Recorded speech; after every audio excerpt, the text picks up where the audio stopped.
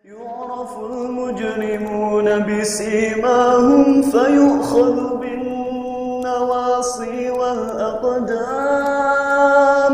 فبأي آلاء ربكما تكذبان هذه جهنم التي يكذب بها المجرمون يطوفون بينها وبين حميم آن فبأي آلاء ربكما تكذبان.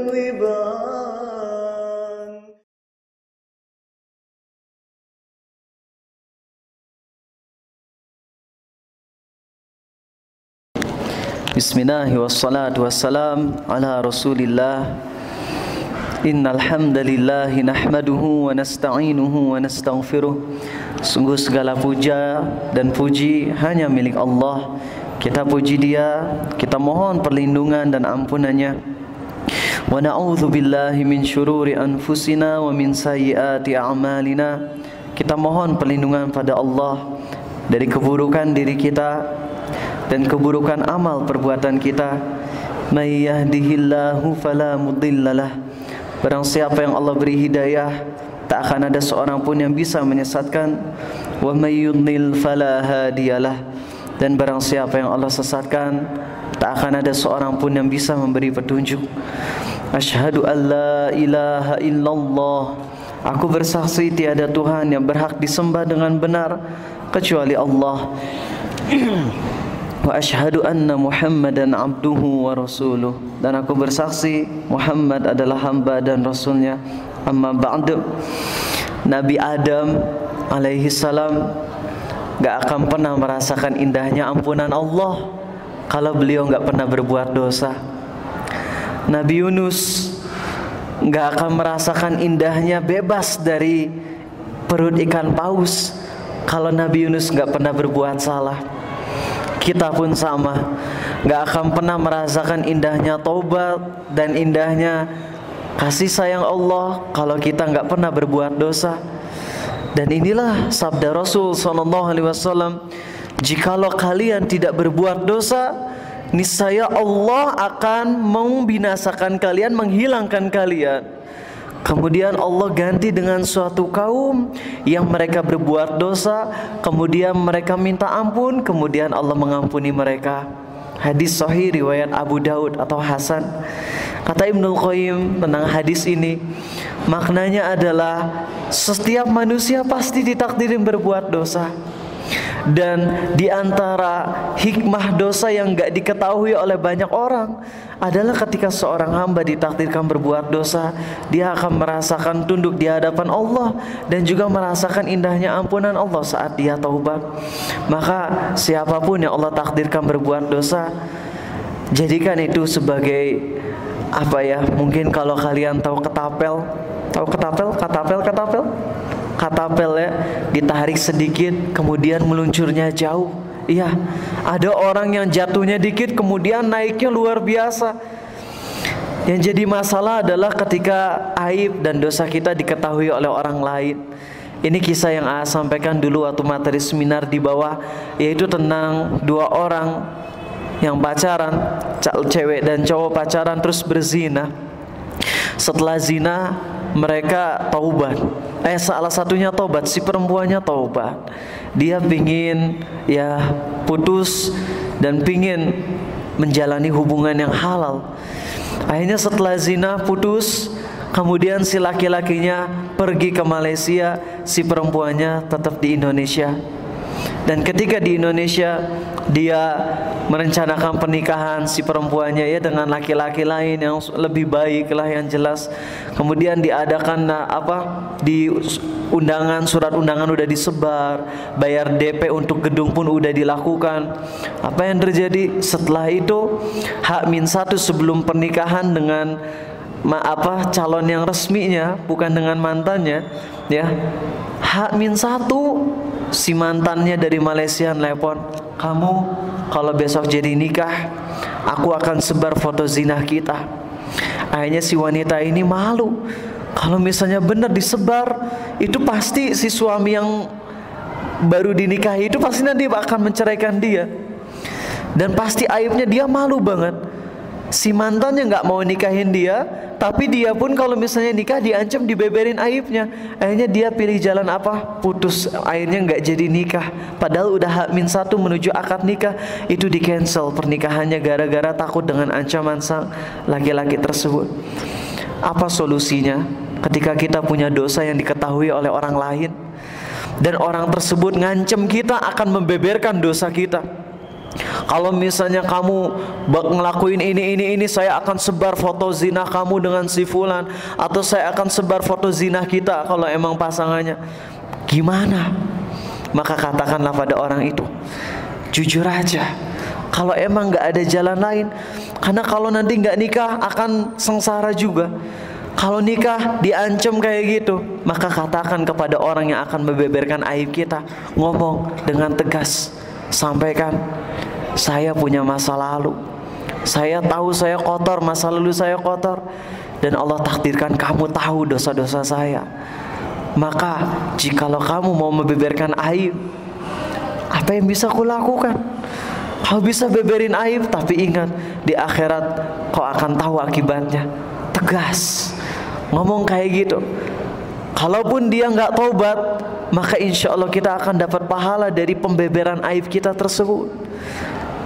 Ada saatnya dimana kita ini udah dihimpit, mau ngelakuin ini salah, ngelakuin itu juga salah. Maka kalau misalnya dalam kondisi itu, lakukanlah apa yang Allah senangi. Dan kalau misalnya ada yang ancam ngebeberin aib kita, ingatkan mereka dengan Allah. Ingatin mereka dengan Allah. Kalau mereka dapat hidayah, syukur. Kalaupun gak dapat hidayah, ingat, pembeberan aib di dunia ini gak ada apa-apanya kalau dibandingkan dengan pembeberan aib di akhirat kelak. Karena pembeberan aib di akhirat kelak, bagi orang yang selamat aja udah stres.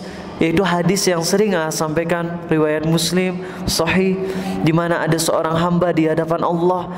Dia akan ditanya oleh Allah, kau pernah melakukan dosa ini? Sang hamba bilang, pernah ya Allah. Kau pernah melakukan dosa itu? Pernah ya Allah. Kau pernah melakukan dosa ini? Pernah ya Allah. Sampai sang hamba merasa dirinya pasti akan celaka. Tapi Allah berfirman apa? Dulu di dunia aku telah tutupi aib-aib dan dosa-dosamu, maka di hari ini aku ampuni dosamu. Ini orang ini sebelum ngerasain lega mendapatkan ampunan Allah, dia udah stres duluan ketika dibeberin aib-aibnya oleh Allah, walaupun cuma di hadapan dia sendiri. Karena Allah dalam hadis sahih Muslim ini membawa hamba tersebut di hadapannya seorang diri, dan gak ada yang ngelihat, cuman Allah dengan dia aja.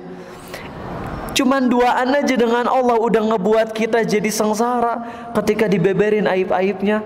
Lalu bagaimana kalau misalnya Allah beberkan aib tersebut di hadapan seluruh makhluk? Dan ini yang Allah firmankan di surat 86, yauma tubalas sarair fama lahu min quwwatin wala nasir. Hari ketika dibeberkan semua aib-aib, ya, sarair itu artinya dosa-dosa yang tersembunyi, ya.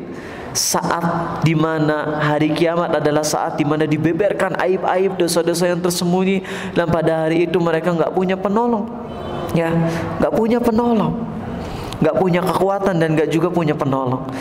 Nah, jadi nggak ada apa-apanya dibeberin aib di dunia ketimbang dibeberin aib di akhirat kelak. Cuman kita ingatkan tentunya kepada orang yang mau beberin aib kita, ingatkan dia terhadap Allah.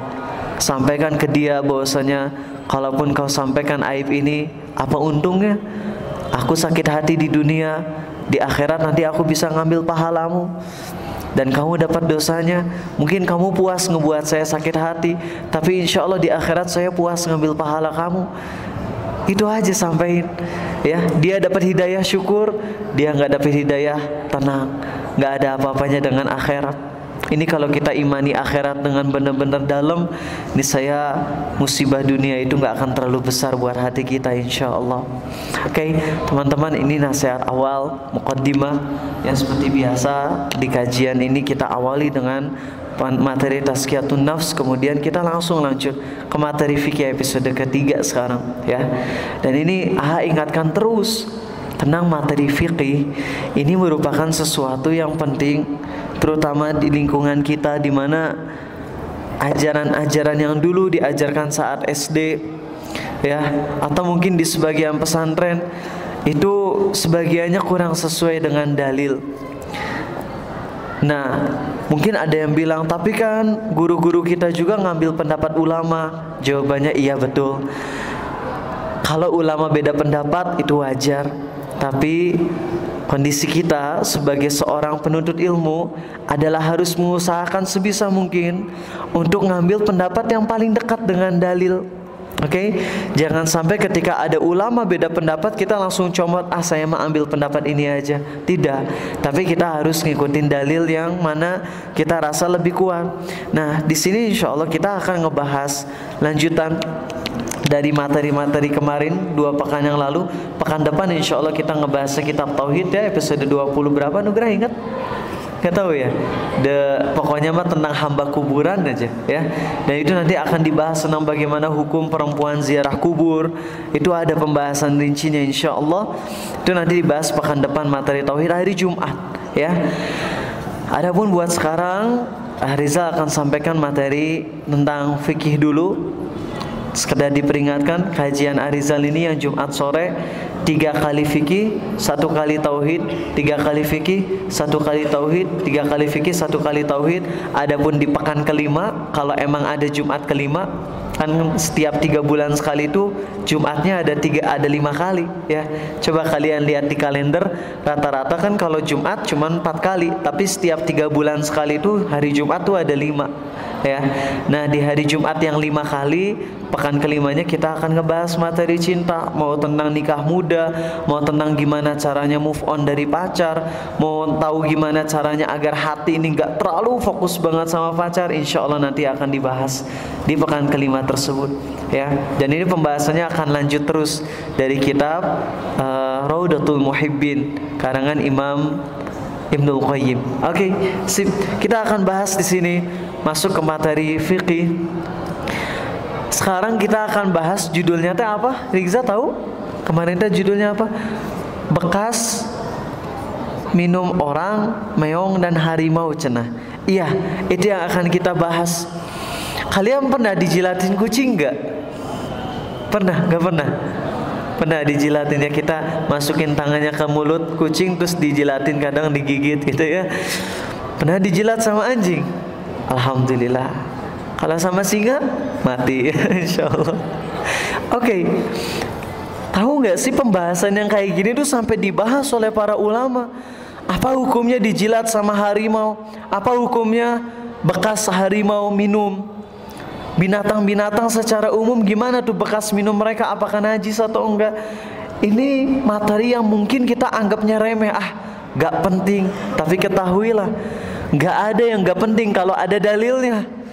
Selama ajaran agama tersebut ada hadisnya, maka kita nggak pantas untuk ngomong nggak penting. Oke, mari kita akan bahas. Kita akan ngebahas materi al-athar, yaitu sisa bekas minuman, ya. Bagaimana nih hukumnya bekas minuman orang atau bekas minuman yang lainnya? Ini sekarang pertemuan ketiga, kita akan ngebahas berapa poin, ya. Banyak deh. Kalau misalnya masih sempat mah nanti akan bahas sampai materi najis. Nggak tahu ya, nanti kita ngelihat dulu aja. Oke. Hukum minuman, sisa bekas minum, di sini ada sekitar 6 poin, ya. Poin nomor 1 adalah sisa minuman manusia, ya. Manusia itu suci, ya.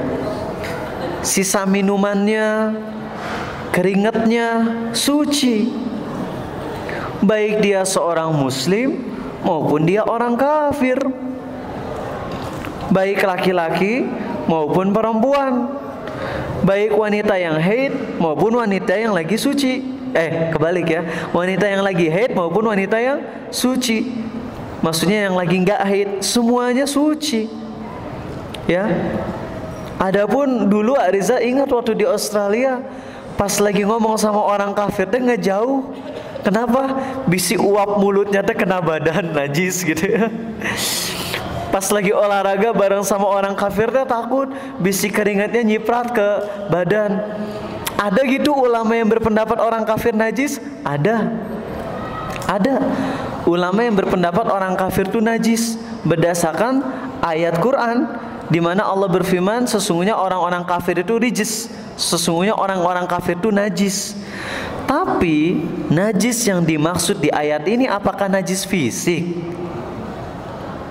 Jawabannya tidak, menurut pendapat mayoritas ulama dan pendapat tersohi.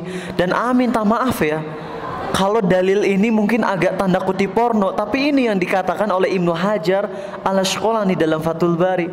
Apa dalil bahwasanya orang kafir itu tidak najis?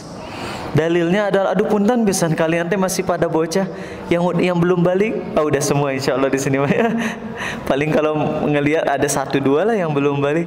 Ya, tapi udah balik juga belum tentu ngerti tentang masalah ini teh. Tapi gimana ndak, ini mah ilmu itu ya harus disampaikan. Kalau nggak disampaikan nanti bisa jadi teman-teman bingung. Apa sih Kang dalil bahwa keringat orang kafir itu suci? Dalilnya adalah Allah membolehkan seorang laki-laki muslim menikahi wanita Kristen dan Yahudi. Dalilnya adalah Allah membolehkan seorang laki-laki muslim menikahi wanita Kristen dan Yahudi, yang ada di surat kelima ayat kelima. Allah berfirman, Al-yawma akmaltu lakum dinakum wa atmamtu alaikum ni'mati wa raditu lakumul islam madina. Terus, bukan di sini. Wal muhsanatu minal mu'minati wal muhsanatu minal ladzina utul kitaba min qablikum. Allah halalkan bagi kalian perempuan-perempuan dari ahli kitab yang menjaga diri, ya. Maka dari ayat ini Allah halalkan bagi seorang laki-laki muslim menikahi 3 agama, menikahi wanita dari 3 agama, yaitu agama apa? 1, Islam, kedua Yahudi, ketiga Kristen. Ya, kedua Kristen, ketiga Yahudi. Ini diperbolehkan oleh mayoritas ulama dan ini pendapat yang sahih. Sebagian ulama bilang, nggak boleh seorang muslim menikahi perempuan Kristen, itu berarti zina. Maka jawabannya tidak. Yang zina tuh menikahi orang kafir selain Kristen dan Yahudi. Jadi kalau ada orang Islam, laki-laki Islam nikahin orang Buddha misalnya, itu nggak sah nikahnya. Orang Islam nikah sama orang Hindu, nggak sah pernikahannya. Orang Islam nikah sama orang ateis, nggak sah nikahnya. Ya, tapi sebaliknya ya, kalau perempuan muslimah, dia nggak boleh nikah selain kepada laki-laki muslim. Jadi ini kekhususan. Kalau ada yang nanya, bukankah nikah beda agama itu dilarang? Iya, dilarang kecuali ada pengecualian.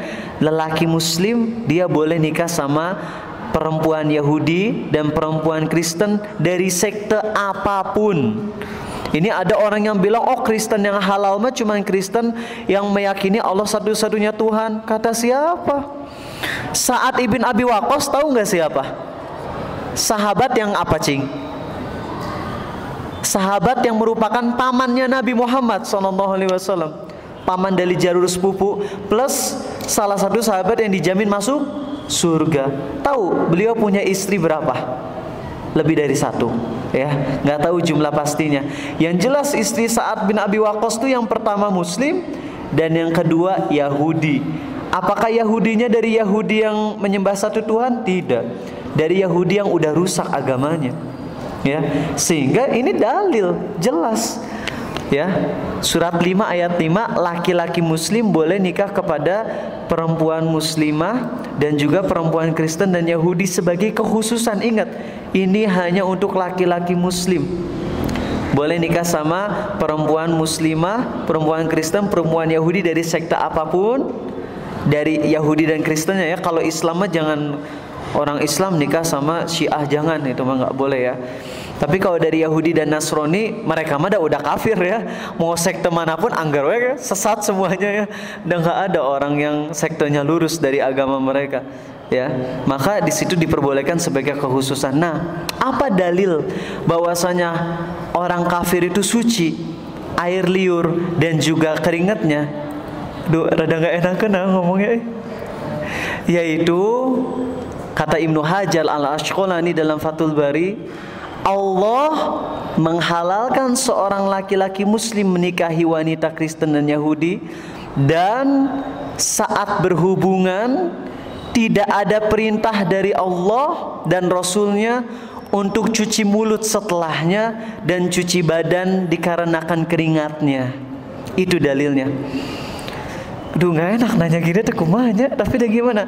Ibnu Hajar yang ngomong, bukan Abu Takeru, bukan. Kalau mau ngecek, cek sendiri di kitab Fathul Bari jilid 1 atau jilid 2. Yaitu apa? Ketika berhubungan itu pasti tidak akan lepas dari yang namanya keringat dan air liur.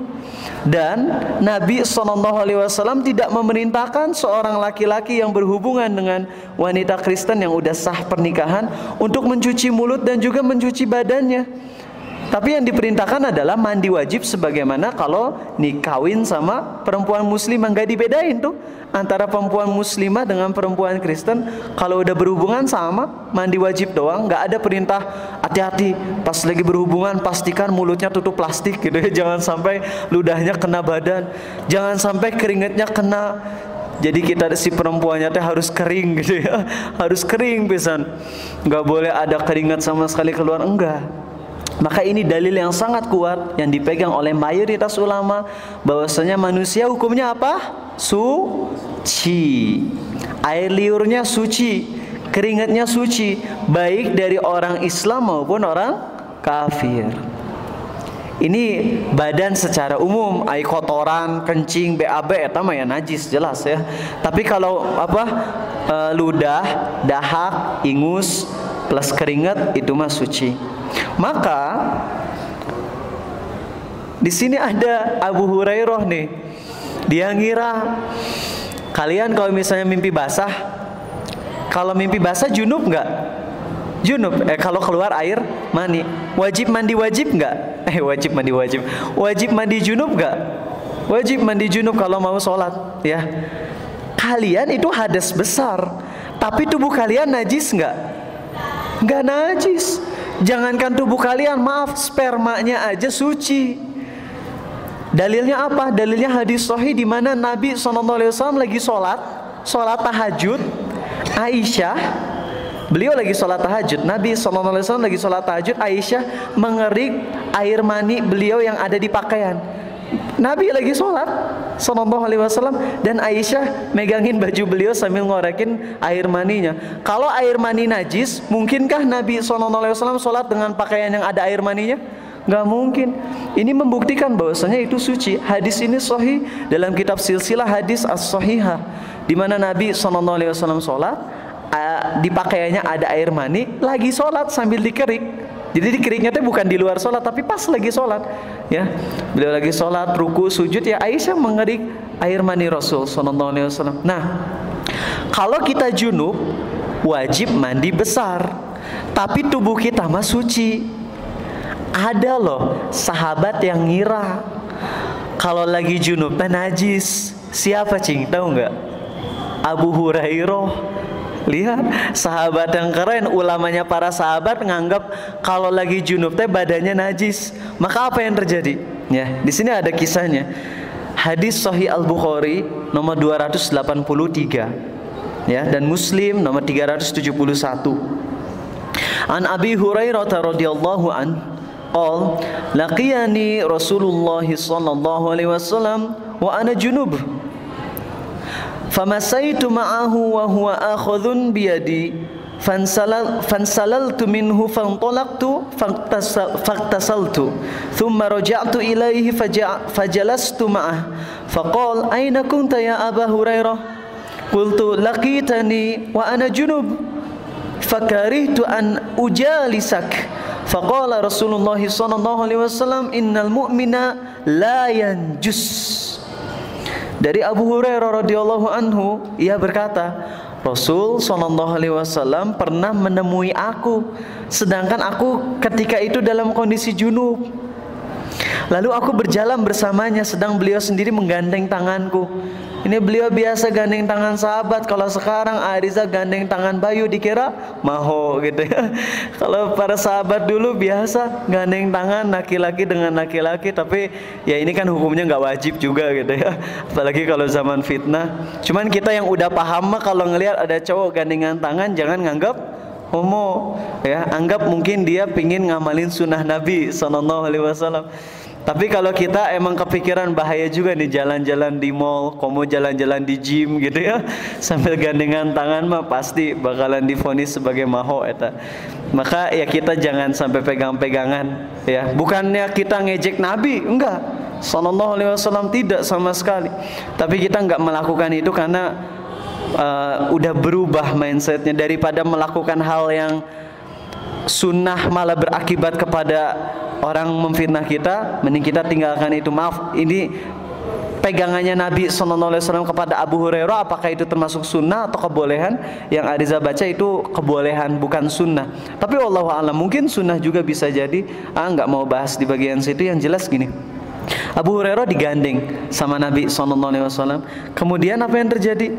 Aku meninggalkannya dengan sembunyi-sembunyi. Jadi Abu Hurairah itu dipegang, habis itu ya jalan. Pas Nabi SAW udah jalan kayak gitu, Abu Hurairah nyari celah, pas udah nggak dipegang tangannya langsung kabur. Gitu ya kan, Rasul anehin SAW. Kenapa ini Abu Hurairah kabur? Ya, terus beliau mandi. Pas datang ke Rasul SAW, ditanya, wahai Abu Hurairah, tadi engkau kemana? Aku menjawab, kata Abu Hurairah, tadi engkau menjumpai aku dan aku dalam kondisi junub, dan aku tidak suka duduk bersamamu dalam kondisi itu. Langsung, karena Abu Hurairah ngira dirinya najis. Apa kata Nabi SAW? Sesungguhnya orang mukmin itu tidak najis. Itu sabda beliau. Sesungguhnya orang mukmin itu tidak najis. Maksudnya secara umum. Ya bukan berarti kencing kita suci gitu ya, holy pee jadinya gitu ya, enggak juga ya. Maksudnya secara umum tubuh kita suci, dahak, ingus, ludah, keringat ya. Bahkan kulit kita walaupun kita lagi junub, keringat yang keluar setelah kita junub tetap suci. Ya. Apakah hadis ini dalil bahwasanya orang kafir itu najis? Kan tadi beliau bersabda, sesungguhnya orang mukmin itu tidak najis. Apakah itu berlaku kebalikannya? Tidak selalu, ya. Bukan berarti kalau Nabi SAW bersabda orang yang beriman tidak najis, berarti orang kafir najis. Enggak selalu gitu. Itu ada kaidahnya panjang. Tapi paham nggak dari hadis ini, kita najis nggak? Enggak. Secara umum tubuh kita semua nggak najis, walaupun lagi junub, walaupun lagi haid, tubuh kita nggak najis kecuali ya darah haidnya, ya. Seperti itu, ya. Maka otomatis minuman bekas manusia hukumnya suci. Lihat ini kisah romantis Nabi SAW-nya. Kalau lagi minum bareng sama Aisyah tuh di satu gelas, dikasihin ke Aisyah, ya. Aisyah lagi minum, kemudian gelasnya dikasihin ke Rasul SAW.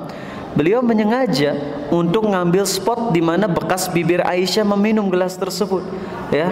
Kemudian minum dari bekas tersebut, masya Allah. Kalian gimana nanti sama istri? Nih papa bekas, cuci dulu 7 kali pakai tanah gitu. Astagfirullah eta. Jangan nyamain akhwat dengan gogo, kata ini dapat dari seorang ulama sunnah di Arab Saudi, keren banget bahasa Inggrisnya, namanya Syekh Hashim, ya, Asim. Itu Syekh Asim, salah satu ceramah yang paling Ariza senang banget dengar ceramahnya. Itu beliau ulama Arab Saudi, mufti di sana dan jago banget bahasa Inggrisnya, keren. Beliau temannya Dr. Abu Aminah Bilal Philips. dan ngajarin bagaimana cara berdebat yang indah gitu. Ya beliau itu ngebodor kayak gitu ya. Kalau misalnya kita sama istri, kayaknya kita nggak bisa seromantis Rasul Sallallahu Alaihi Wasallam. Jangan kayak gitu. Istri suci, ya, air liurnya suci. Oke, dalil lain apa sih? Dalil lain bahwasanya orang kafir manusia itu suci adalah hadis riwayat Al-Bukhari nomor 344, di mana Rasul Sallallahu Alaihi Wasallam pernah berwudu dari tempayan. Tempayan tuh wadah yang mungkin apa ya bahasa Indonesianya, tahu nggak? Tempayan teh apa? Jolang gitu, panci, baskom. Nah itulah baskom ya. Walaupun nggak tahu kalau makna aslinya apa, pokoknya mas sejenis wadah air. Rasul Sallallahu Alaihi Wasallam pernah berwudu dari wadah air seorang perempuan musyrik. Sahih itu hadisnya. Ini dalil lagi bahwasanya orang kafir itu tidak najis, ya. Kemudian apa lagi dalil lainnya? Rasul Sallallahu Alaihi Wasallam dalam hadis Sahih Bukhari nomor 469, hadis Sahih Bukhari nomor 469, Nabi Sallallahu Alaihi Wasallam pernah mengikat Sumamah bin Athal di salah satu tiang masjid. Siapa Sumamah teh? Orang kafir dulunya, pemuka orang kafir, diikat di masjid. Kemudian habis itu beliau masuk Islam. Ya, indah kisahnya tentang masuk Islamnya Sumamah ini. Kalau orang kafir najis nggak boleh masuk ke masjid, tapi ternyata Nabi SAW ngikat, ya, orang kafir ini karena ya jangan sampai ada orang Kristen datang ke masjid diikat di tiang. Enggak, ini Sumamah ini orang kafir harbi yang membunuh sahabat Rasul SAW, maka diikat di tiang masjid supaya ngedengerin ayat-ayat Allah dan akhirnya tobat, alhamdulillah, ya, masuk Islam. Kemudian dalil lainnya hadis riwayat Al-Bukhari nomor 4249, di mana Nabi SAW pernah makan daging kambing yang dihadiahkan oleh seorang wanita Yahudi. Ya. Adapun kalau firman Allah di surah At-Taubah surat ke-9 ayat 28, di mana Allah berfirman, sesungguhnya orang-orang musyrik itu najis. Ini maksudnya najis dari sisi keyakinan, bukan dari fisik. Paham orang iki? Paham? Ariza kecepatan nggak ngomongnya? Enggak. Nah, ini Ariza kemarin baru kan mulazamah biasa rutin sama guru Ariza. Beliau orangnya masya Allah, ilmunya mantap, fasih. Beliau ngasih nasihat ke Arizal apa? Ya beliau kan tahu Arizal ngomongnya nyerocos gitu ya. Abu Takeru, kalau kamu fasih, tingkatkan level fasihnya jadi balig. Non balik deh, akil balik bukan. Balik itu artinya apa? Baligh. Artinya adalah bisa menyampaikan. Ini tingkatan orang dalam berbicara itu ada yang fasih, ada juga yang balig. Balik atau baligh? Balik kalau nggak salah, baligh. Linknya yang diperpanjang, ya. Yaitu apa? Bisa menyesuaikan dengan audiens sehingga bahasanya bisa dipahami oleh audiens. Kalau sekedar fasih, ada orang yang fasih banget apa coba? Penyiar radio? Ya enggak, kalau penyiar radio teh, ya bertemu lagi dengan saya Riza Fadil Nur Hadi dalam Radio Ardan Matahari Nightmare gitu ya. Pokoknya nyerocos barijeng. Kalau orang-orang kampung ngedengerin teh melongo, apa itu ngomong apa? Ngelihat orang-orang kampung yang dari desa datang ke bank BN, itu suatu bank aja ya. Orang-orang bank itu bukan balik, artinya bukan menyampaikan dengan bahasa yang mudah, tapi fasih super. Juga sama pas kalau lagi ke bank teh, orang ngomongnya teh nyorocosnya cepet banget. Ya kami menyediakan gini. Ngerti? Barijeng Ariza nggak terlalu ngerti gitu. Kalian juga pasti ngerasain dah, insya Allah ya. Nanti kalau kalian nabung di bank dan sebagainya, susah mereka nyerocos.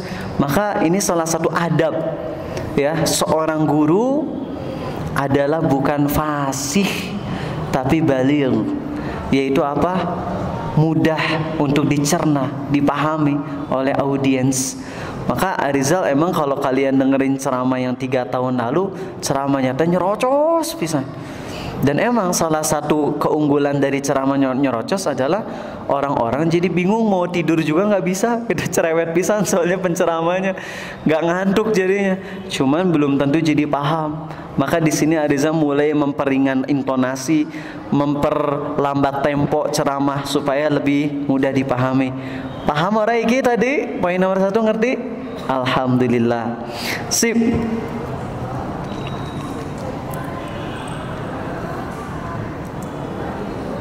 Ya, maaf tadi untuk hadis Aisyah tentang yang Aisyah bekas minum Nabi SAW minum bekas mulutnya Aisyah, bekas gelas bagian yang diminum sama Aisyah. Ini hadisnya ada dalam riwayat Muslim nomor 300. Ya, ada sengaja nyampein sampai nomor-nomornya biar teman-teman bisa nyatet semuanya dengan rinci. Oke? Itu apa? Dulu aku pernah minum dan ketika itu aku dalam kondisi haid. Kemudian bekas air minumku itu aku berikan pada Rasul SAW, kata Aisyah. Lalu beliau meletakkan mulutnya di tempat bekas mulutku dan meminumnya. Dan aku pun pernah makan daging yang tersisa di tulang, sedang aku itu dalam kondisi haid. Kemudian aku berikan kepada Nabi SAW. Lalu beliau meletakkan mulutnya di atas bekas mulutku. Jadi bukan cuma masalah minuman, tapi bekas makanan juga. Tapi kalian jangan juga daging udah dimakan, udah jadi lunak dikasihin ke istri, eta bakalan cekcok dalam rumah tangga, eta bukannya malah jadi enak. Oke. Kedua adalah sisa minuman binatang ma'kul al-lahm, yaitu binatang yang halal dimakan dagingnya. Ya, sisa minuman dari binatang yang halal dimakan dagingnya. Ya.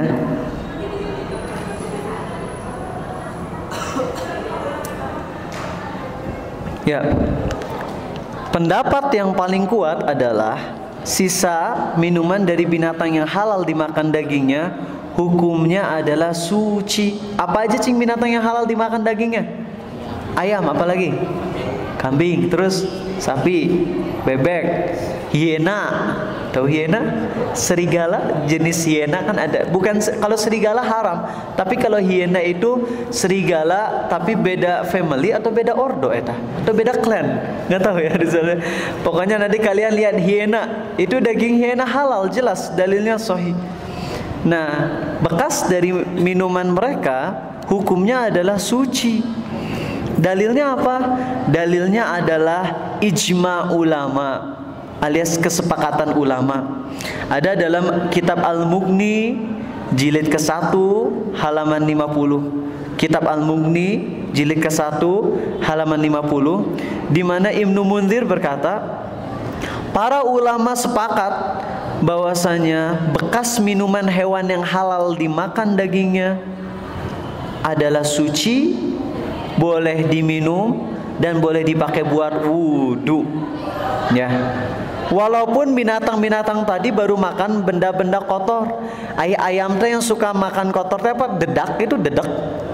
Ai dedak teh dari mana sih? Baunya amis-amis gitu aja. Terbuat dari apa? Dedak, tahu dedak enggak? Enggak tahu kalian. Dari bekas padi kalau nggak salah ya. Gegabah. Oh gegabah dari gabah, pokoknya bekas-bekas gitu.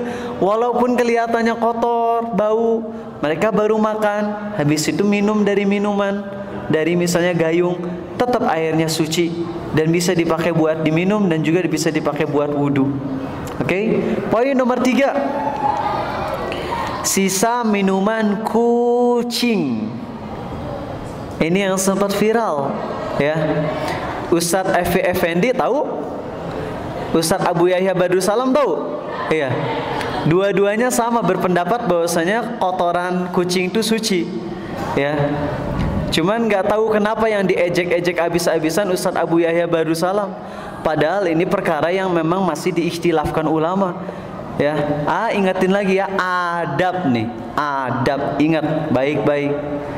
Sesuatu yang masih diikhtilafkan ulama tidak boleh kita memvonis orang tersebut sesat atau mencela-celanya. Kalau berpendapat pendapatnya keliru, boleh kita ngomong pendapat itu keliru. Kita boleh ngomong kayak gitu. Tapi memvonis si orang yang berpendapat itu sesat, dia keluar dari manhaj salaf, maka ini lebay namanya. Oke, nggak boleh kita kayak gitu. Termasuk kalau ada ustadz sunnah ngelakuin kesalahan yang emang benar-benar salah, tetap kita nggak boleh memvonis dia keluar dari ajaran yang lurus. Contoh, sebutin di sini agar teman-teman tahu, agar teman-teman beradab. Tahu nggak ada yang nyebut Abu Takeru itu apa? Bukan Abu Takeru lagi, tapi Abu Takeru takoyaki katanya gitu. Masya Allah. Baru tadi siapa yang gitu? Instagram medsos yang sunnah itu, ya, bilang ini Abu Takeru al penggorengan al takoyaki apa gitu, pokoknya ngomong-ngomong kayak gitu ya. Ngakak aja sih. Udah baca postingan itu udah nggak kesel sekarang, jadi malah lucu aja. Ini orang-orang Masya Allah, insya Allah jadi pahala gitu ya, karena kesalahan Arizal bisa disalahkan, tapi ejekan-ejekannya sifatnya fitnah itu nggak bisa dimaafkan. Nggak mau maafin biar jadi pahala. Nah, Ustadz Abu Yahya Barusalam, Ustadz Syafiq Reza Basalamah, pernah nggak ceramah dan di belakangnya ada backsound musiknya? Pernah nggak? Pernah nggak? Jujur? Nggak tahu. Pernah. Resmi, iya. Beda kalau yang sekarang Ustadz Syafiq ceramah dipotong videonya kemudian dikasih backsound musik, ya itu mah Ustadz Syafiqnya nggak ridho. Tapi ini Ustadz Syafiq tahu, Ustadz Abu Yahya Barusalam pun tahu bahwasanya ceramah di Trans TV di acara Khazanah itu pasti ada backsoundnya. Tapi Ustadz Syafiq tetap ceramah, belakangnya ada backsound musiknya. Ustadz Abu Yahya Barusalam pun ceramah dan pasti tahu di belakangnya ada backsound musiknya. Kemudian Ustadz Abu Yahya Barusalam foto bareng sama host, yang mana hostnya kerudungnya pun belum syar'i, masih terbuka sebagian auratnya, foto bareng tigaan. Salah? Iya salah. Tapi apakah pantas kita menjelek-jelekannya sampai ada itu Ustadz Abu Yahya Barusalam tuh foto yang bertiga itu difoto, kemudian diliatin lagi sambil dikasih caption nih, Ustadz Sunnah tanda kutip. Mana Ustadz Sunnah foto-foto bareng sama akhwat, yang akhwatnya juga nggak nutup aurat, terus dijelek-jelekin. Mana nih Ustadz yang katanya suruh jaga pandangan, tapi malah foto di mana-mana bareng sama cewek lagi. Ini kira-kira beradab nggak kata kalian? Enggak. Dan ini sebenarnya yang rusak kaum muslimin. Bukan cuma masalah akidah. Kata Syekh Albani apa? Kurang lebih gini, aku dulu mengira bahwasanya kaum muslimin ini penting untuk mempelajari akidah, ya, sangat urgen untuk mempelajari akidah. Namun ternyata aku melihat ada sesuatu yang sangat penting yang banyak ditinggalkan oleh kaum muslimin zaman sekarang, yaitu perkara akhlak. Ya, kalau seandainya setiap ustadz yang ajarannya lurus harus dikeluarkan dari jalan yang benar gara-gara dosanya, nih saya nggak ada satupun ustadz yang berada di atas jalan yang lurus. Semuanya pasti kita sebutin ustadz A salah di sini, ustadz B salah di sini. Lain kalau udah masalah akidah, ada ustadz yang bilang LGBT mah boleh-boleh aja asal sama-sama ridho, sesat. Udah bilang. Ada ustadz yang bilang kerudung mah budaya Arab, sesat. Ada ustadz yang bilang cadar mah ninja, sesat, itu mah jelas. Ada ustadz yang bilang Allah ada di mana-mana, sesat, itu mah udah jelas, udah menyimpang, ya. Tapi kalau ada ustadz yang ajarannya lurus lalu punya kesalahan beberapa, yang kesalahannya udah pasti salah, nggak boleh kita keluarkan dari manhaj salaf. Apalagi kalau kesalahannya masih diikhtilafkan, ya, apalagi kalau kesalahannya masih diikhtilafkan. Kalian tahu nggak Ustaz Firanda? Pernah dengar namanya Ustaz Firanda? Tahu Ustaz Firanda divonis apa sama salah satu jemaah pengajian sunnah juga? Mereka bilang apa? Ustaz Firanda adalah dajjalnya umat ini. Gila, itu ada di YouTube, ya. Nggak usah nyebar sih ya. Yang nonton lumayan udah 11.000 gitu. Pas Arizal ngeliat, dia ngomong apa? Ustadznya ngomong bahwasanya Ustaz Firanda adalah dajjalnya umat ini. Bahkan ada satu keluarga yang istrinya masih seneng ngedengerin kajian Ustaz Firanda. Akhirnya si istrinya ini, anaknya sama suaminya dibawa kabur, istrinya sendirian ditinggal gara-gara seneng ikut kajian Ustaz Firanda. Inna lillahi wa inna ilaihi rajiun. Ustaz Syafiq pernah punya anak, emang masih punya anak ya? Ustaz Syafiq tahu anaknya berapa tahun? Kalau dulu masih sekitar 7 tahunan, kelas 1 SD. Ustaz Syafiq cerita ini nggak apa-apa ya, di materi fikih pun Arizal masukin materi akhlak dan juga materi adab supaya kalian nggak bosan dan jadi pelajaran. Ini Ustaz Syafiq punya anak kelas 1 SD. Di daerah Ustaz Syafiqnya di mana Bayu tinggalnya teh? Sidoarjo. Oh, Jember. Berasnya yang banyak beras di sana ya? Beras Jember. Berarti Jawa Timur ya? Nah, di Jawa Timur Ustaz Syafiq teh sholat di masjid bareng sama anaknya. Terus teh ada jemaah lain yang udah kajian sunnah, tapi mereka teh sangat nggak mau ngasih uzur kepada ustadz manapun, sehingga Ustaz Syafiq teh dianggapnya teh aliran sesat, padahal sama-sama ngajinya sunnah. Ustaz Syafiq bilang assalamualaikum, gak dibales. Terus anaknya Ustaz Syafiq yang usia 7 tahun, masih kelas 1 SD atau 2 SD, ketemu sama anaknya si jemaah tersebut. Anak tersebut udah kelas 4 SD, anaknya Ustaz Syafiq kelas 1 SD. Apa kata jemaah dari yang itu, si anak kelas 4 SD itu apa? Kalian bukan salafi, kamilah salafi. Kalian adalah salafi KW atau apa gitu ya, pokoknya diejek-ejek gitu. Kayaknya bingung anak kecil ini apaan gitu ya, nggak ngerti. Nah, di sinilah perpecahan kaum muslimin karena nggak beradab. Perpecahan kaum muslimin ini kebanyakan bukan karena kesalahan yang sifatnya akidah. Kalau yang diantara kalangan orang-orang yang udah biasa ngaji, maka kekeliruannya dari sisi akhlak, dan ini yang sangat buruk. Oh ya, Arizal sampaikan maaf di sini ya, biar teman-teman pada nge-share juga. Kemarin ya Arizal ngisi tanggal 25 di sebuah tempat bareng sama seseorang yang udah terkenal dia nggak lurus ajarannya. Sering bikin postingan yang bertentangan dengan Islam, mencela-cela pemerintah. Nggak tahu sebelumnya. Ya, yang tahu ngisi di sana, udah di booking, pesawat udah dibeliin, tiket pesawat udah dibeliin semua. Ya udah hargai. Terus panitia ngasih tahu ngisinya sama si fulan. Nggak terlalu tahu tentang si fulan. Arizal bukan ulama jahr wa ta'dil. Nggak bisa menilai ulama ini sesat, ulama ini sesat, ulama ini sesat. Nggak punya kemampuan itu. Nah, tapi ada di antara adik-adik Arizal yang tahu. Akhirnya apa yang terjadi? Langsung bikin postingan ya. Postingannya nggak ngomong tentang Arizal, tapi itu mengarah kepada Arizal, yaitu di antara orang-orang yang ajarannya rusak, manhajnya rusak adalah penceramah-penceramah yang mau ngisi ceramah bareng ustadz lain yang ajarannya nggak bener. Ceder. Arizal di dalam hati ngomong apa? Tahu nggak sih? Arizal datang ke sana tuh buat apa? Buat ngedakwahin agar jemaah yang masih awam nggak terkecoh sama kekeliruan, agar di situ kalau misalnya nggak datang bisa jadi lebih parah. Kalau Arizal datang, insya Allah mengusahakan agar mereka nggak jadi keliru dalam pemahaman. Tapi ya biasa yang kayak gitu-gitu teh, postingannya teh yang bikin orang-orang greget, walaupun nggak nyebut nama, tapi itu to the point-nya ke Arizal, dan tahu itu pasti untuk Arizal, karena yang like-nya juga orang-orang yang emang ikut-ikutan mentahdir Arizal. Maka di sini teman-teman semua, mari yuk dalam perkara fikih, apalagi yang masih diikhtilafkan, tolong jaga adab, jangan sampai kita rusak dan hancur. Kenapa Arizal ngomong gini? Kembali ke materi tentang kucing, berasal dari kucing berujung pada tahdir. Masya Allah ya. Materi tentang kucing. Kucing ini najis nggak sih? Air kucing bisa keringetan nggak? Bisa. Pernah ngelihat nggak kucing keringetan?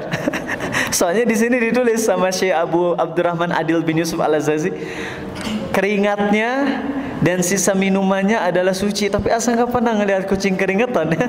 Nggak apa-apa, wallahu a'lam, mungkin ada yang pernah ngecek gitu. Nah, kucing suci. Dalilnya apa? Riwayat Abu Daud nomor 75 dengan derajat hasan. Ya, apa bunyi hadisnya? Abu Daud nomor 75 dengan derajat hasan. Abu Qatadah pernah menemui Ka'ab bin Malik. Ya. Kemudian ada seseorang yang menyiapkan air wudhu untuk Abu Qatadah. Ya. Kemudian tiba-tiba datang seekor kucing. Abu Qatadah sengaja malah memiringkan bejana yang wadah panci atau apakah yang berisi air tersebut sengaja dimiringin agar diminum oleh sang kucing. Ya. Kemudian Kabsyah, orang yang ngebawain air buat Abu Qatadah tersebut, dia bilang, ulangin lagi, maaf di sini perawinya macam-macam ini ya. Ulang ya, maaf teman-teman.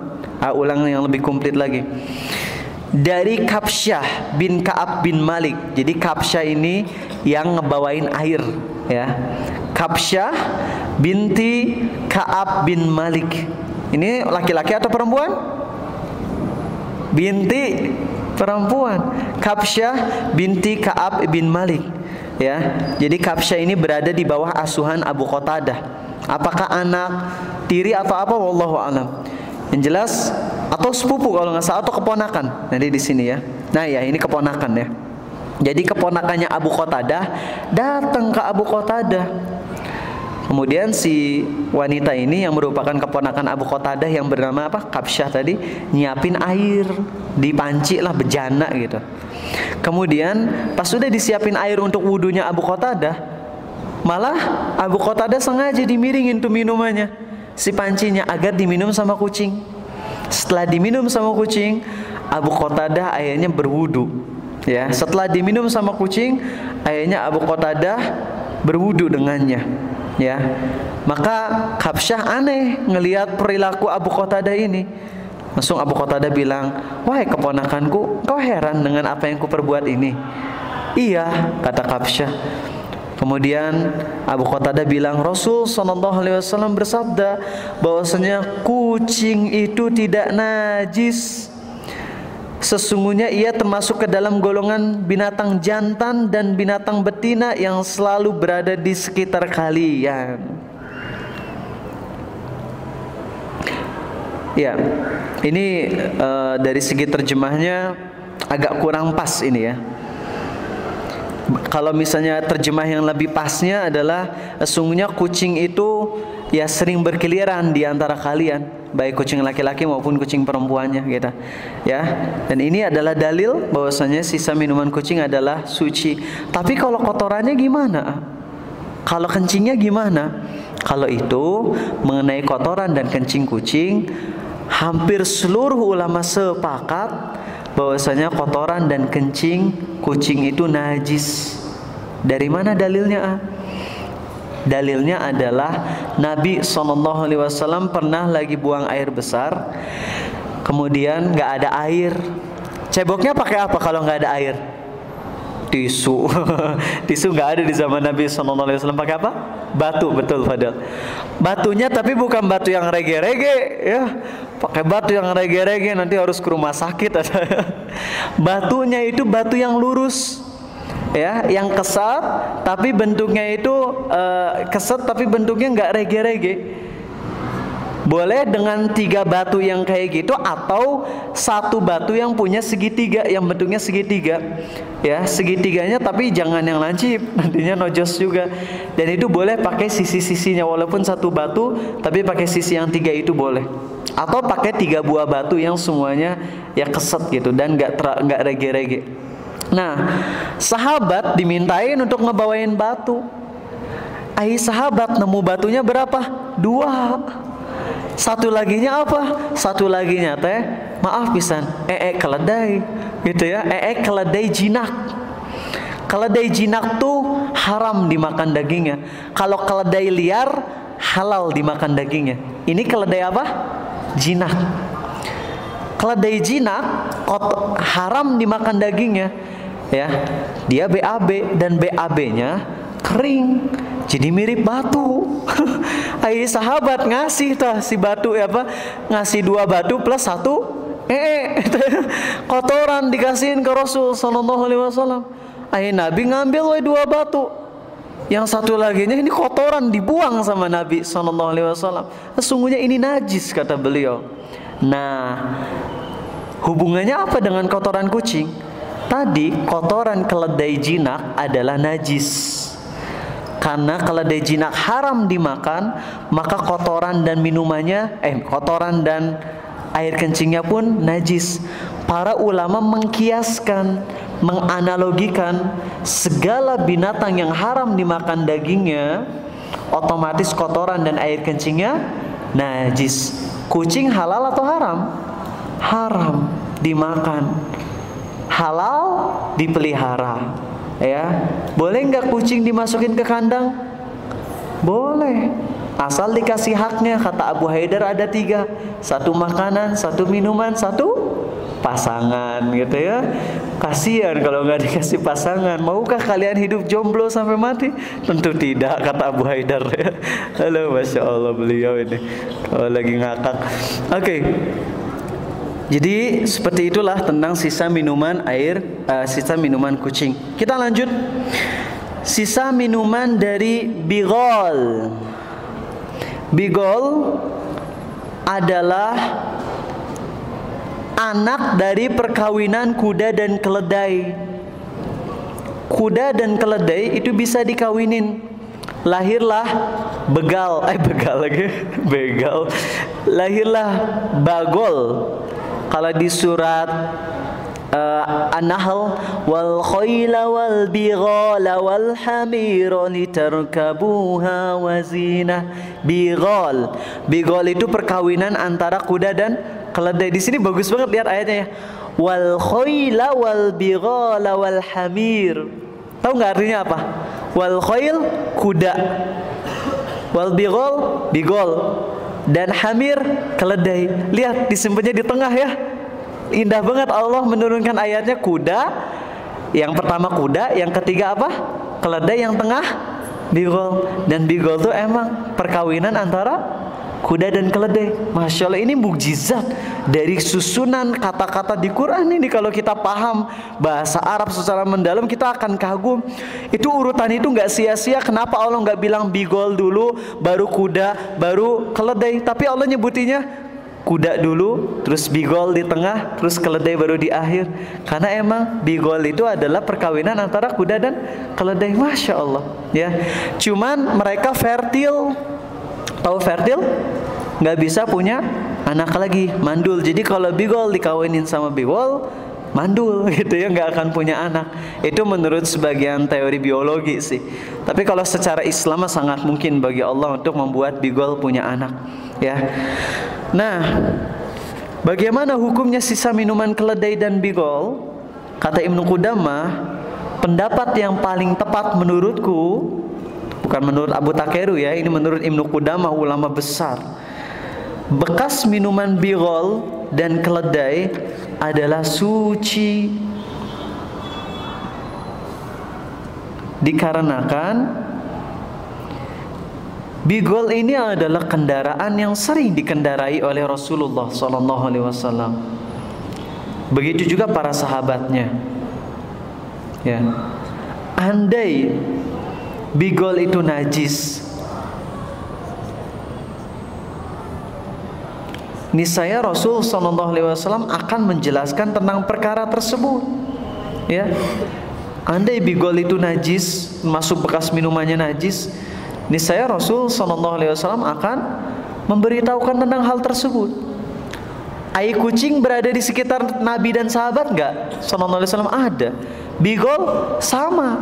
Maka Ibnu Qudamah di sini menyampaikan kucing dan bigol ini dua binatang yang selalu berkeliaran di kalangan Rasulullah SAW dan para sahabat. Kalau kucing aja dikasih tahu bahwasanya dia suci, maka bigol pun sudah sepatutnya suci.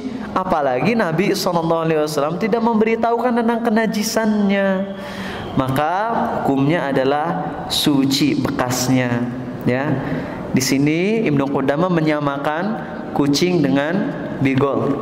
Oke. Wow, bener ini mah lama pembahasan deh ya tentang fikih, tapi nggak apa-apa kalian jadi pelan-pelan tapi tahu dalil. Jadi kita teh ada nggak di sini kalian yang muqallid? Tahu muqallid? Muqallid teh tukang taklid. Taklid teh artinya ikut-ikutan doang, bari jeung nggak tahu dalil. Ada nggak di antara kalian yang muqallid? Kita semua muqallid. Kita semua tukang ngekor, tukang taklid. Cuman taklidnya beda-beda derajatnya. Ada yang taklidnya teh bener-bener saya emang ngikut pendapat ustadz weh. peduli amat dalilnya sahih atau enggak. Nah ini taklid yang nggak boleh. Tapi kalau kalian juga taklid, tapi nggak dalam semua hal. Yang kalian belum tahu dalilnya, kalian taklid dulu. Yang udah tahu dalilnya, jangan taklid lagi, tapi ikuti sesuai hadis. Maaf kalau bahasanya agak berat ya. Yuk kita sekarang poin nomor berapa ini tadi? Kelima. Sisa minuman binatang buas, burung penyambar, binatang serangga, dan yang semisalnya.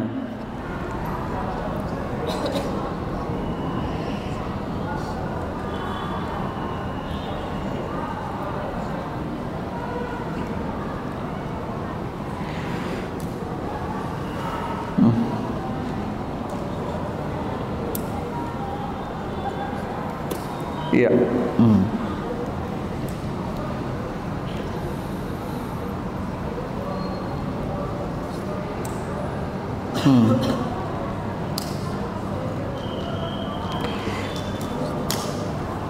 Oke, sip. Ya. Mengenai sisa minuman binatang buas, burung penyambar dan binatang serangga dan sebagainya. Untuk binatang buas dan burung penyambar, burung penyambar binatang buas juga bukan? Burung elang buas kan ya, sama-sama aja. Ya. Di sini ulama beda pendapat.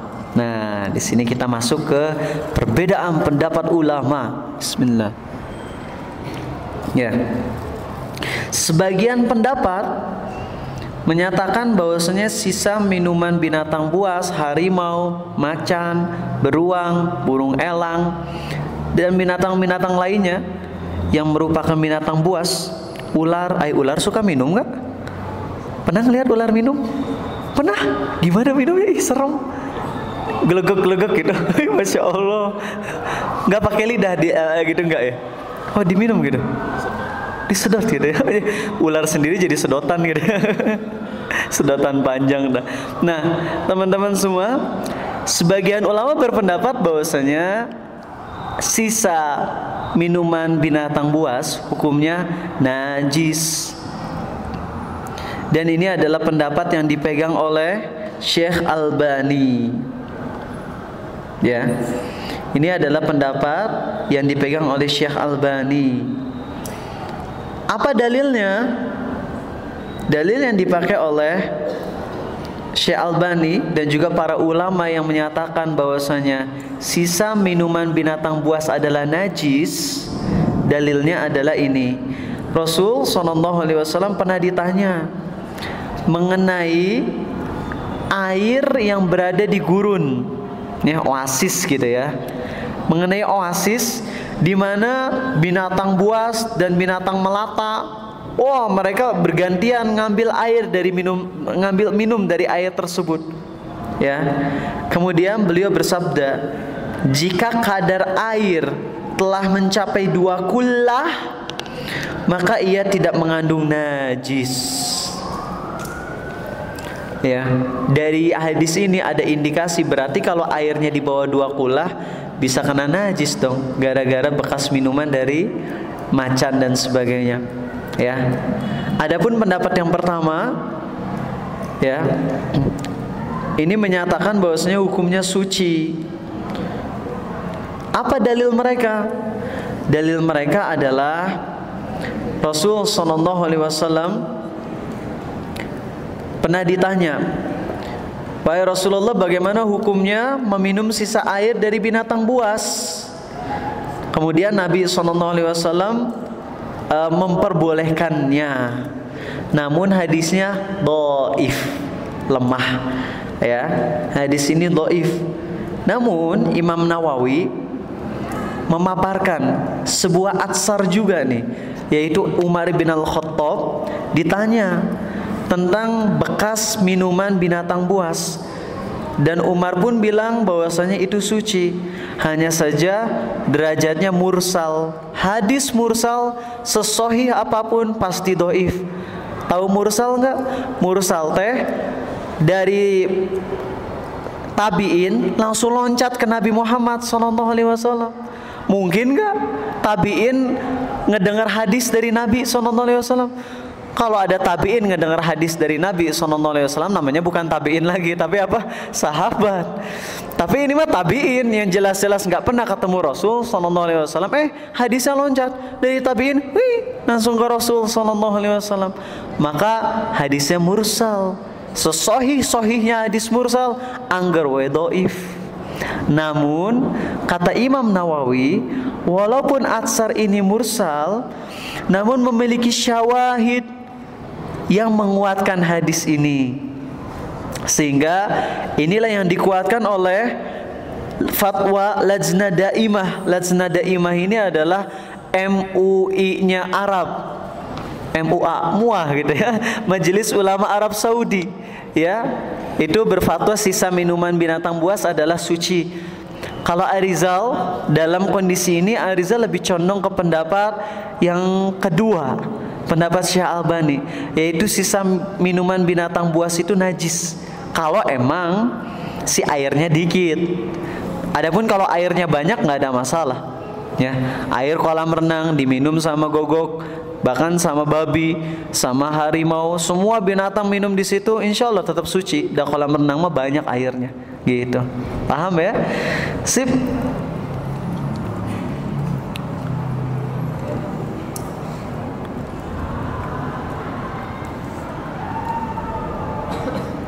Ya. Sip, itu ya. Ini pendapat yang lebih kuat, ya. Arizal lebih kuat nyondong ke pendapat itu, tapi ingat kalau pendapat dari sama ini juga Arizal tadi ikut pendapat yang mana? Yang kedua ya, berarti najis ya. Iya. Ini pendapat yang Arizal pegang karena di sini lebih banyak ulama yang berpendapat bahwasanya itu najis hukumnya. Ya, Syekh Albani juga berpendapat najis. Cuman kalau penulis buku ini sendiri, beliau justru lebih condong ke pendapat fatwanya Syekh bin Bas dan juga Lajnah Daimah, yaitu suci. Ya, nggak ada masalah. Pemateri beda pendapatnya dengan yang ada dalam kitab, nggak ada masalah.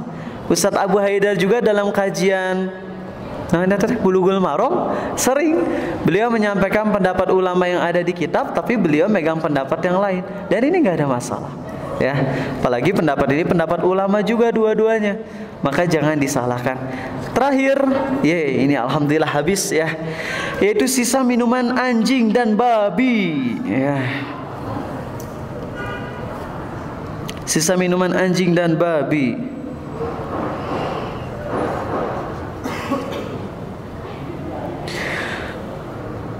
Maka hukumnya adalah najis.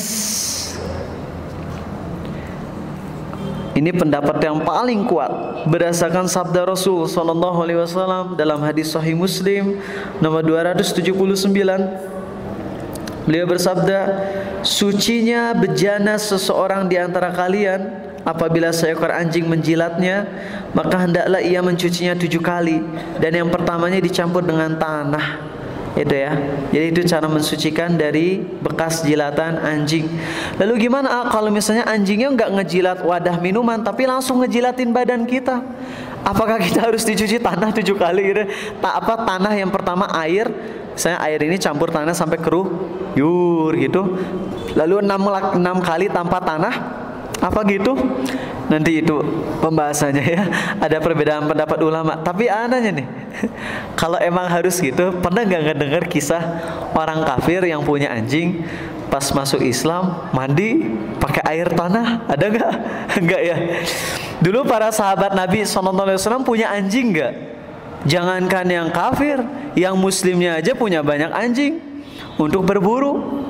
Sedangkan kalau yang kafir, kalau yang muslim pasti menjaga diri dari jilatannya. Tapi kalau yang masih kafir, dulu waktu di zaman musyrik jahiliyah pasti sering bareng sama anjing, pasti kena lah jilatan tuh, pasti itu sesuatu yang nggak bisa dihindari. Lalu kalau mereka masuk Islam, apa ada yang mandinya sampai mandi pakai tanah gitu? Kalau mandi untuk orang yang mu'alaf emang ada riwayatnya, orang masuk Islam dia mandi, ada. Tapi kalau mandinya pakai tanah, Belum pernah kita ngedengar riwayatnya ya. Jadi gimana dong kalau kita dijilat anjing? Apakah cukup dicuci aja tanpa harus pakai tanah seperti pendapatnya Syekh Utsaimin dan pendapat lain? Nanti itu pembahasannya bukan sekarang. Oke, itu aja. Alhamdulillah kita beres tentang masalah sisa air minum ya.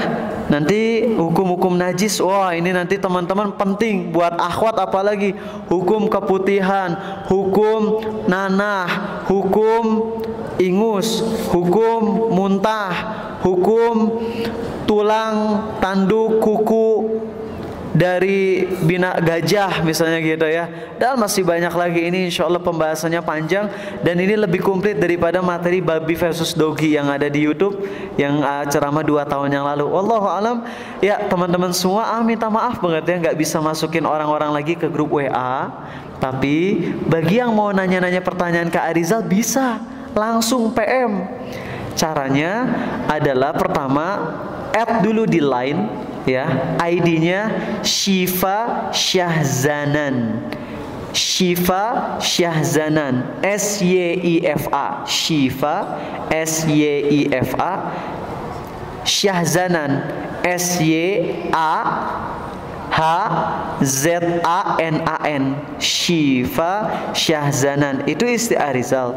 Silakan yang ikhwan maupun yang akhwat kontak dan bilang mau masuk grup.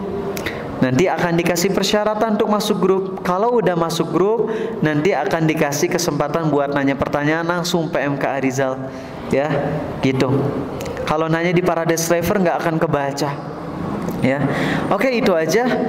Jadi maaf ya nggak dimasukin lagi ke grup WA karena A-nya udah capek ngurusin terlalu banyak grup ya. Silakan yang mau nanya pertanyaan langsung boleh, tentang najis, nggak harus tentang materi boleh, insya Allah. Oke, silakan. Ada yang mau nanya langsung? Di luar materi pun nggak ada masalah. Ya silakan akhi. Tadi yang Nikah beda agama ya. beda agama itu atau pulang dulu. Soalnya kalau kita beda agama itu kan dalam diri. Ya.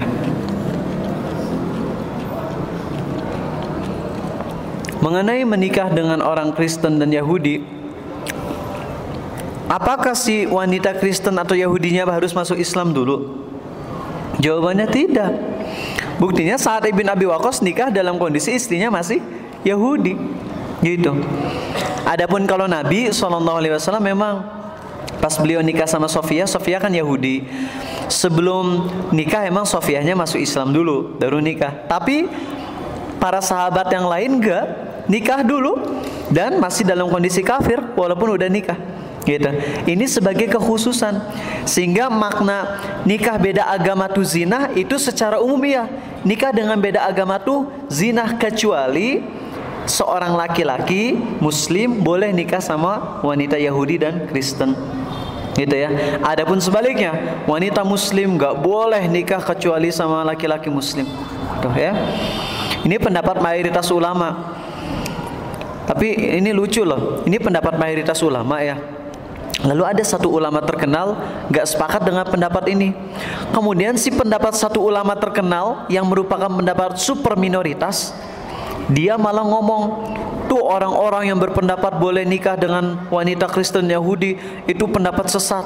Padahal ini pendapat mayoritas ulama dan ini pendapat yang dipegang oleh salah seorang sahabat yang dijamin masuk surga. Dianggap sesat itu pendapatnya.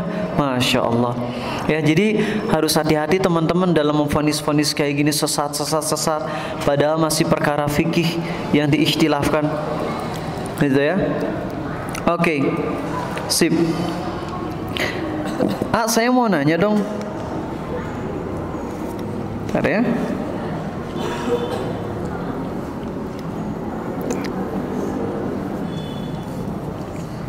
Sebentar ya, maaf.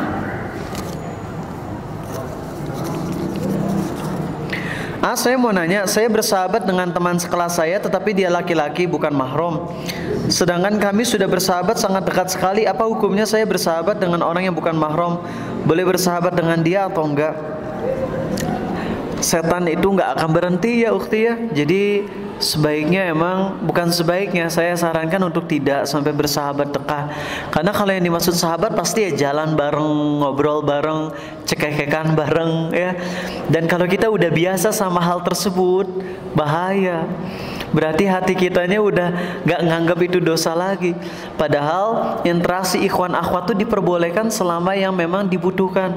Adapun selebihnya gak boleh cekek-cekekan. Kebayang ada akhwat misalnya kerudung panjang cekek-cekekannya ada sampai wak gitu. Gimana ini tuh? Ada kayak gitu di DKM pas Arizal dulu di SMA ya. Lagi di sekre, cewek cowok main catur bareng, main kartu remi bareng. Ada yang di masjid itikaf sambil main kartu remi, catur. Bukan ikhwan lawan ikhwan, ini ikhwan lawan akhwat. Parahnya, udah main caturnya sendiri dosa, di dalam masjid deh ikhwan lawan akhwat sambil cekek-cekekan. Aduh ya Allah, dosanya berapa kuadrupel ini ya, bukan triple lagi. Maka jauhi, baik-baik ngomong, aduh maaf pisan ya, kita udah jadi sahabat dekat dari dulu, tapi mulai sekarang pingin kita jaga interaksi, yuk biar lebih kejaga gitu. Baik aja ngomongnya ya. Kalau misalkan kita masih punya wudhu dari sholat sebelumnya, lebih baik wudhu lagi atau tidak? Terus kaos kaki kita yang bau najis nggak? Baunya bau apa dulu ini? Kalau kaos kaki kita bau keringat, kita pakai kaos kaki kita ini. Ada ya seseorang yang senang banget sama celana jeansnya, 1 tahun gak dicuci-cuci. 1 tahun gak dicuci-cuci ada celana jeans, najis nggak? Ya tergantung. Kalau celana jeans 1 tahun bahkan seumur hidup pakai celana jeans tersebut tapi nggak pernah kena kencing, nggak pernah kena najis, ya tetap suci walaupun baunya udah bikin orang pingsan gitu ya. Tetap suci, suci tapi kotor ya. Cuci atau pakai rapika ya. Nyetrika itu namanya pakai rapika. Oke, jadi seperti itu ya. Uang yang dipakai untuk game hukumnya gimana? Gimana maksudnya uang yang dipakai untuk game? Uang di dalam game atau uang untuk beli kaset PS? Uang buat ngedownload game gitu? Uang buat beli kuota yang kuotanya dipakai buat ngedownload Mobile Legend? Atau apa ini teh? Lebih rinci lagi dong ya. Hukumnya gimana? Itu masuknya kepada antara mubah atau mubazir, tergantung gamenya. Kalau gamenya game mobil ya, nggak ada musiknya, nggak ada makhluk hidupnya, jelas ulama sepakat halal ya. Tapi kalau misalnya gamenya ada gambar makhluk hidupnya, dan mayoritas game ada gambar makhluk hidupnya pasti, maka di situ ada ikhtilaf ulama ya. Ustadz Aris Munandar, beliau termasuk yang mengharamkan gambar makhluk hidup. Tapi ketika ditanya hukum main PS, beliau berpendapat boleh. Kok bisa gini? Aneh Arizal teh. Ustadz Aris kan berpendapat gambar teh hukumnya haram, tapi kenapa ngebolehin main PS? Asal di PS-nya teh nggak ada musik, nggak ada gambar aurat. Kalau gambar makhluk hidup nggak apa-apa. Bingung Arizal teh. Akan datang ke rumah Ustadz Aris Munandar di Jogja.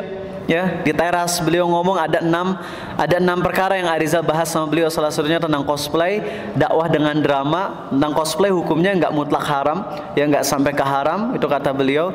Untuk masalah dakwah dengan drama boleh, karena itu nggak termasuk kedustaan, dan ada 4 perkara lainnya. Nah, tentang main PS, ternyata beliau tidak melarang dari gambar makhluk hidupnya, tapi melarangnya dari gambar yang membuka auratnya. Padahal beliau mengharamkan gambar. Kok bisa gini? Coba aja ketik di Google Ustadz Aris PS. Ustadz ini keyword, bukan Ustadz Aris main PS, bukan. Ustadz Aris Munandar strip PlayStation. Di situ dan lihat kalau komentarnya. Ustadz, tapi kan ada gambar makhluk hidupnya. Yang haram tuh karena makhluk hidupnya atau karena seksinya? Beliau jawab karena seksinya. Terus gimana dengan gambar makhluk hidup dan sebagainya? Berarti beliau punya pendapat lain tentang masalah gambar yang bergerak. Wallahu alam. Ya, itu fatwa beliau. Arizal cuma menyampaikan aja. Nah, jadi kalau buat game, kalau game yang paling aman ya jelas, misalnya tembak-tembakan kapal gitu ya. Atau nanti kalau bisa kalian nanti bikin game yang mana gamenya teh punten pisan. Kalian pasti ada yang udah pernah main Outlast kan? Tahu ya? Outlast di situ nggak ada orangnya. orangnya itu cuma tangan doang. Dari sisi itunya halal, cuma tangan doang. Tapi kalau gamenya mah itu jelas ada salib, ada setan, itu mah kafir. Itu mah bukan kafir orang yang mainnya, maksudnya dalam gamenya penuh dengan penyimpangan. Tapi dari sisi cuma tangannya doang. Nanti kalian bikin game kayak gitu. Jadi si pemainnya tuh langsung kayak kita lari, terus di depannya tuh ada orang-orangnya kepala buntung kabeh gitu ya. Kan kalau nggak ada kepalanya mah halal. So kowe bikin game kayak gitu kalau mau ya. Oke. Wah, ini maksimal sampai angka 10 ya. Mau tanya, kalau misalnya laki-laki tadi menikah dan pilihannya laki-laki menikah. MGI itu apa? Laki-laki mau menikah dan pilihannya antara wanita kafir dan wanita muslimah, yang mana yang harus dipilih? Ya wanita muslimah tuh. Eta mah jawaban jelas. Oh ini, misalnya belum selesai pertanyaannya ya. Misalnya lelakinya lebih tertarik sama wanita kafir, tapi orang tua si laki-laki lebih menyukai wanita muslimah, patuh ya orang tua. Ya, si dia ingat jangan bilang wanita kafir doang, tapi lebih rinci wanita kafir dari kalangan Kristen dan Yahudi. Karena kalau misalnya yang dimaksud wanita kafir selain Yahudi dan Nasrani itu hukumnya haram, zina. Adapun menikah dengan orang kafir yang beragama Kristen dan Yahudi ini pengecualian dari Allah. Salah satu hikmahnya, orang Kristen dan Yahudi mereka itu lebih mudah untuk masuk Islam daripada agama selain Kristen dan Yahudi. Karena masih ada ayat-ayat yang nyambung. Ketika disampaikan kisah tentang Nabi Isa, masih ada yang nyambung, sehingga kemungkinan masuk Islamnya lebih besar. Makanya ini salah satu hikmah Allah menghalalkan. Apa hukumnya menulis buku fiksi? Bagus. Menulis buku fiksi, membaca novel fiksi, bisa baca di fatwanya Ustaz. Ini dia poin nomor 3 yang Ariza bahas sama Ustaz Aris Munandar di teras. Beliau boleh hukumnya menulis kisah fiksi. Dan kisah fiksi itu berbeda dengan kisah dusta. Bedanya di mana? Kalau dusta itu yang bertentangan dengan realita. Kalau fiksi itu emang bukan realita. Orang-orang pun tahu itu bukan kisah nyata. Kalau dusta mah orang-orang kiranya kisah nyata, padahal bukan dusta. Itu dusta haram. Kalau fiksi mah orang-orang juga tahu bahwasanya itu nggak nyata, ya. Maka hukumnya boleh, tapi tetap di kisah fiksi juga nggak boleh ada keharaman-keharaman menggambarkan pacaran, Dilan and si Eta misalnya tuh ya, nggak boleh itu mah. Hukumnya belajar filsafat. Filsafat apa dulu? Kalau filsafat matematika ya itu beda dengan filsafat yang pemikiran yang dari Aristoteles dan sebagainya. Tapi hukum belajar ilmu filsafat yang merupakan jadi keyakinan, apalagi filsafat agama, maka ini hukumnya jelas. Imam Syafi'i bilang apa? Orang yang belajar atau mengajarkan filsafat hukumannya adalah ditelanjangi terus diarak-arak ke tengah kota gitu. Ya itu hukumannya. Buku-buku ulama untuk lebih dalam atau harus bersama seorang guru atau ustadz yang ahli. Untuk masalah belajar gini, bergandengan. Kawan-kawan kalian baca kitab, misalnya saya mah mau beli kitab ini kitabnya gampang dipahami, saya mau baca di rumah tapi ikut kajian juga. Nanti biar pas di kajian teh misalnya sama Arizal, mungkin ada pemahaman saya yang keliru, nanti bisa dilurusin sama Arizal pas lagi di kajian gitu. Sambil baca buku iya, sambil ikut kajian pun iya. Ini fatwanya Syekh Utsaimin ya. Jadi ikut kajian, ikut juga baca juga buku gitu. Ya.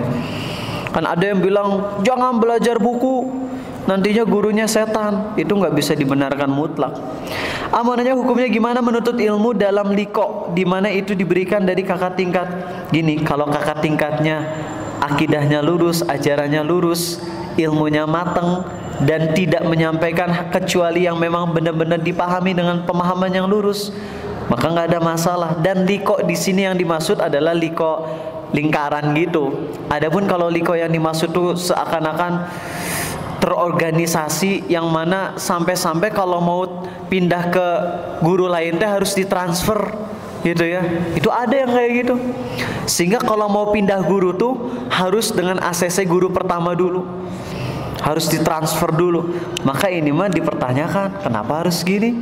Ya, termasuk juga kalau misalnya ada ustadz yang bilang kamu nggak boleh belajar sama ustadz lain yang belum direkomendasikan sama ustadz terkenal. Ini juga pemahaman yang nantinya merujuk kepada fanatisme. Ya, nggak boleh yang kayak gini. Jadi kalau yang ajarannya lurus, insya Allah nggak ada masalah. Oke, ini pertanyaan terakhir ya. Apa yang harus dilakukan seorang perempuan dalam menghadapi laki-laki yang genit? Ulu-ulu, laki-laki genit. Takut soalnya, tapi nggak tahu harus diapain. Padahal perempuannya nggak ngapa-ngapain, nggak pakai pakaian yang terbuka juga. Kalau laki-laki genit, si cewek tersebut harus tegas.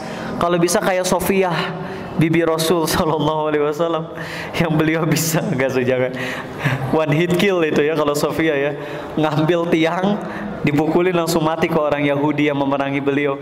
Tapi enggak, jangan ada cowok genit tonjok langsung bagian masa depannya gitu ya.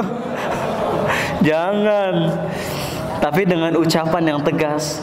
Ente nggak boleh gitu, malulah sama Allah. Harus jaga kehormatan atuh gitu. Sok yang tegas, bikin judes supaya dianya jadi nggak genit lagi.